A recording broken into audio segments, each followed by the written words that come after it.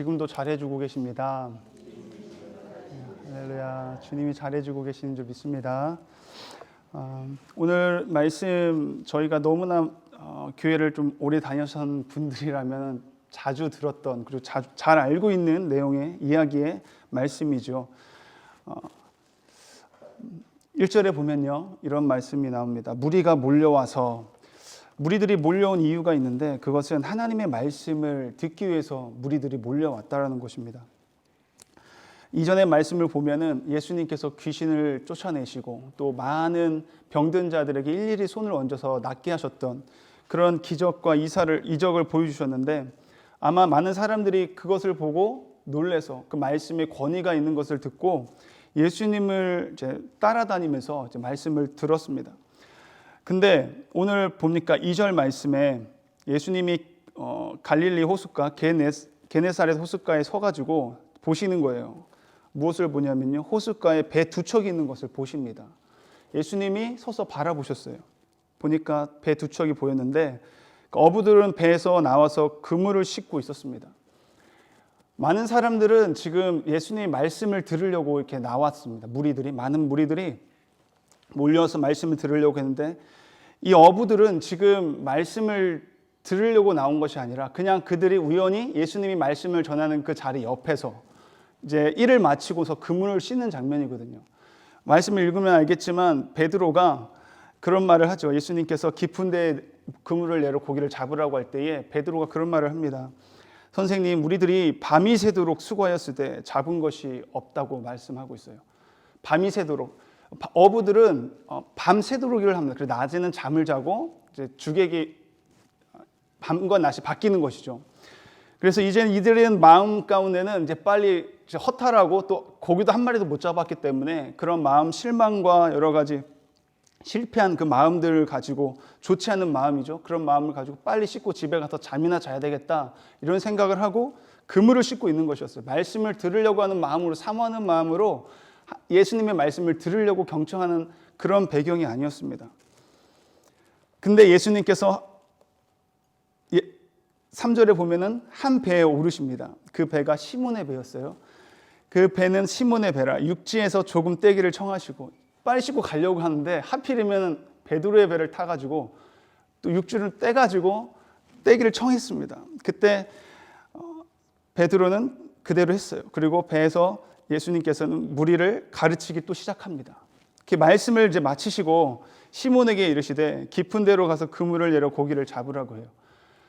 제가 보기에 베드로는 그게 말을 듣고 순종하고 했던 그런 모습들은 어떻게 보면 말씀 이전에 보면은 베드로의 장모를 이제 고쳤거든요. 장모 집에 가가지고 많은 사람들이 고쳐달라고 구했을 때 예수님께서 그 집에 가셔서 베드로의 장모를 고쳐준 적이 있습니다. 아마 그런 고마움 때문에 피곤하고 가야 되는데 그런 어떤 양심이 있고 그런 인간적인 생각으로 배를 빌려주기도 하고 말씀을 전하는 모습을 보았을 텐데, 말씀을 전할 때도 그의 마음에는 빨리 가서 집에서 쉬고 싶다, 내일 또 일을 해야 되니까 빨리 가서 쉬고 싶다라는 생각에 말씀이 안 들어왔을 거라는 전 생각이 들어요. 그래서 결국은 예수님이 또 내리라고 할 때도 그런 마음이 들었을 겁니다. 그럼 불평과 원망과 약간 불만식에 선생님, 우리들이 밤이 새도록 수고했습니다. 근데 아무것도 잡지 않았지만 말씀에 의지하여 내가 그물을 내리리이다. 이것도 어떻게 보면 자신의 장모님을 고쳐준 것에 대한 인간적인 마음만 막 내렸을 거예요. 빨리 내리고 그냥 빨리 하라는 대로 하고 빨리 집에 가고 싶은 생각밖에 없었던 것이라고 저는 생각이 들어요. 근데 결과가 어떻습니까? 그렇게 했더니 배가, 그물이 찢어질 정도로 고기가 많이 잡혔고, 그것도 모자라서 옆에 있는 동료에 한 척의 배를 더 불러와서 두 배가 바다에 가라앉을 정도로, 잠길 정도로 어마어마한 고기를 잡은 거예요. 만선의 기쁨이라고 하죠. 그런 기쁨을 누렸습니다. 시몬이 8절에 이를 보고서 반응을 어떻게 하냐면요, 이를 보고서 예수의 무릎 아래 엎드려서 이르되 주여 나를 떠나소서, 나는 죄인이로소이다.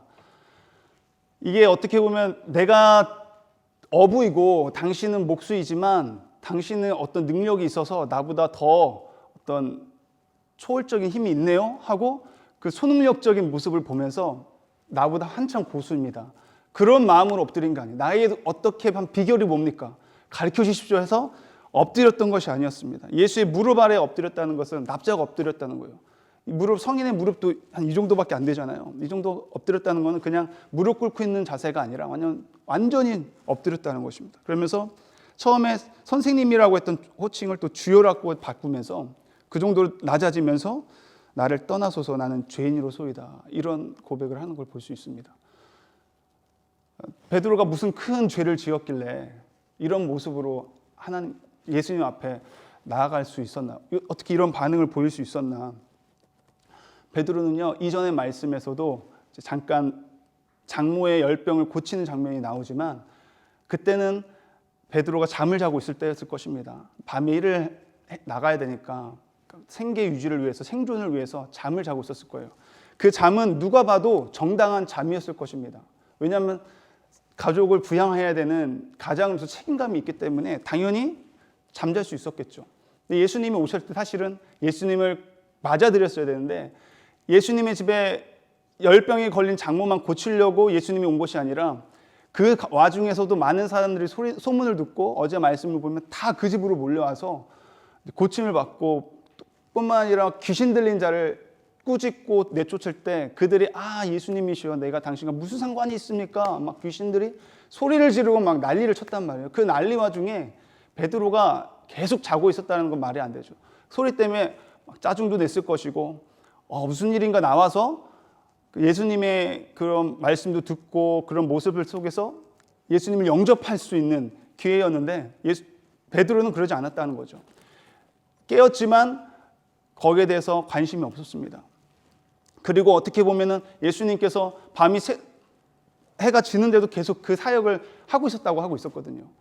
제 생각에는 베드로가 이제 잠에서 깨고 씻고 이제 일 나가려고 하는 그 와중에서도 사람들이 몰려 있고 그런 모습을 보았을 거라고 생각을 해요. 보면서도 거기에 있지 아니하고 자기는 이제 일하러 가는 거예요. 생계를 위해서, 자신 생존을 위해서, 자신의 가족을 부양하기 열심히 일을 하기 위해서 그는 나갑니다. 사실은 세상 사람들이 보기에는 그 모습이 죄의 모습이라고 보지 않겠죠. 당연한 거 아닌가?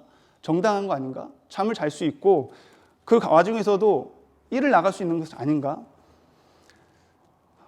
그런데 예수님께서는 그 베드로를 포기하지 않았습니다. 오늘 말씀 사실은 베드로에게 초점이 있는 것이 아니라 베드로가 이런 일을 겪었네, 베드로가 말씀을 의지했네 이런 것보다는 베드로를 향한 예수님의 그 열심, 그 영혼을 사랑하는 그 열심이 오늘 이 포인트가 되고 초점이 되어야 돼요.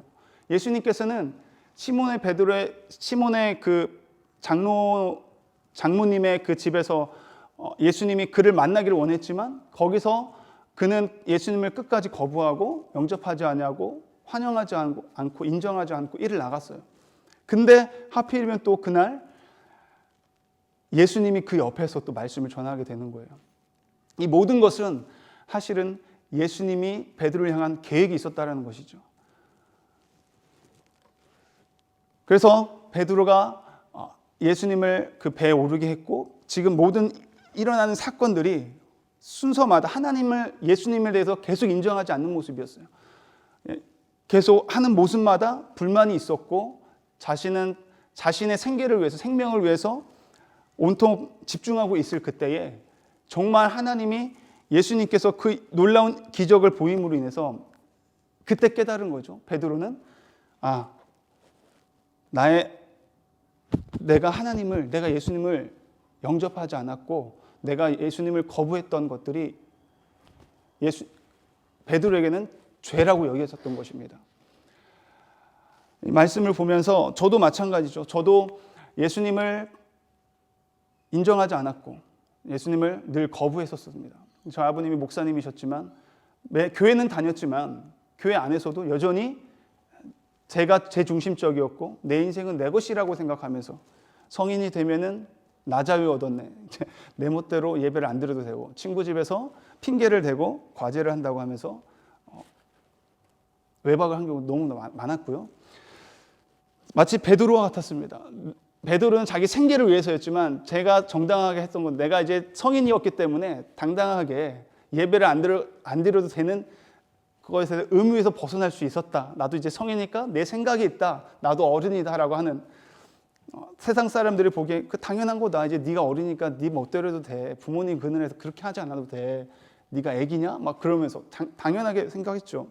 그러나 제가 주님 앞에서 내가 죄인임을 깨닫게 되고 하나님의 은혜가 없었으면 내가 이 자리에 없었구나라는 것을 깨닫는 순간 눈물 콧물을 흘리면서 주님 앞에 마치 베드로가 엎드렸던 것처럼 그렇게 납작 엎드려서 나는 죄인입니다. 나 같은 것 때문에 어떻게 주님 그러실 수 있었습니까?